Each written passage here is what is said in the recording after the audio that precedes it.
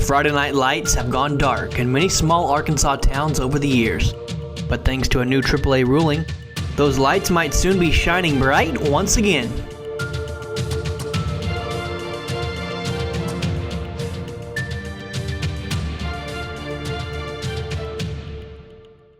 We are Spirit 52, capturing the real spirit of high school sports in Arkansas. Presented by First Security Bank and by Gatorade, inspiring us all to what's possible.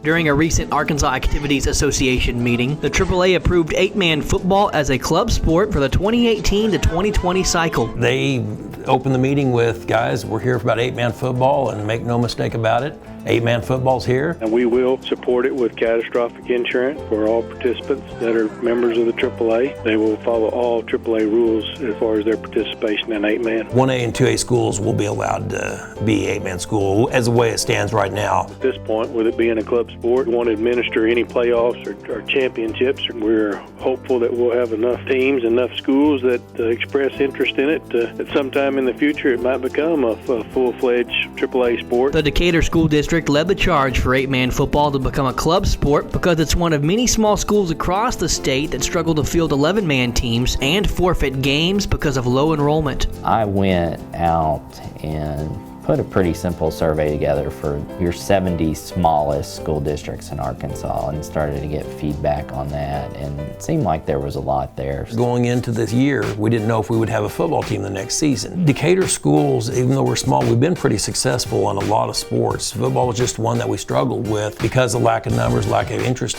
in going into 11-man football. We were starting the season in the 20s and we just kept having injuries. By week 6 or 7, we were down to 15 or 16 kids. As numbers started to dwindle, people would bring up the topic of 8-man football. We have a lot of students that said that if we played 8-man football, they would play football, and if we played 11-man, they wouldn't, just because they know the challenges of going to play in the larger schools that we had to play.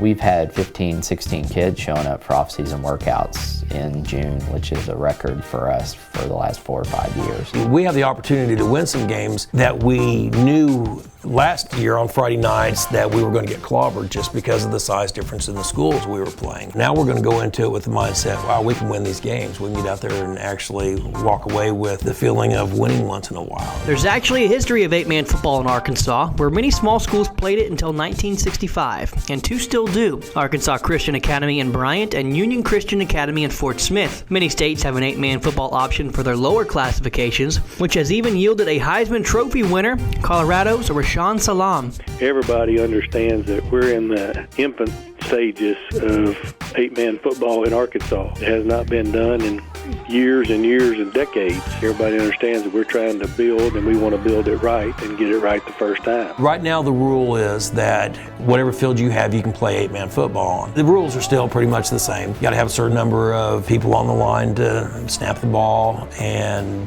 tackle's a tackle, catch a catch. It's an exciting game, it's a high-scoring game, probably a little bit safer game because more of the contact is in space, one-on-one matchups. It's just a different mindset, a little different sport almost, but it is still football. Keep the lights on Fridays and then be able to continue to have that tradition. This is a path forward for them. This is going to be a great opportunity for a lot of the schools to get football back in their communities. You want to have football Friday night, you want to have homecoming, you want to be able to have those kind of opportunities for your student athletes. It's good for the students, good for parents, it's good for the communities. There's nobody that this isn't good for, and to bring some of this back into those smaller communities, this is an amazing thing for them. Just an excitement factor of knowing football will be here year after year. Once we make this move, would be great for the community.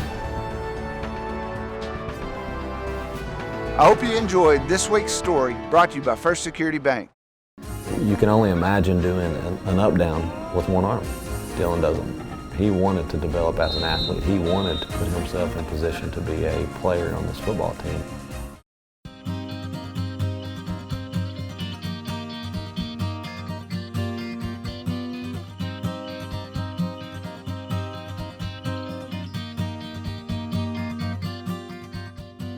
Hey guys, thanks for watching. Be sure and click subscribe so you don't miss any of our Sports Talk, Hogs in 60, Touchdown Club, or Spirit 52 coverage. See you next time.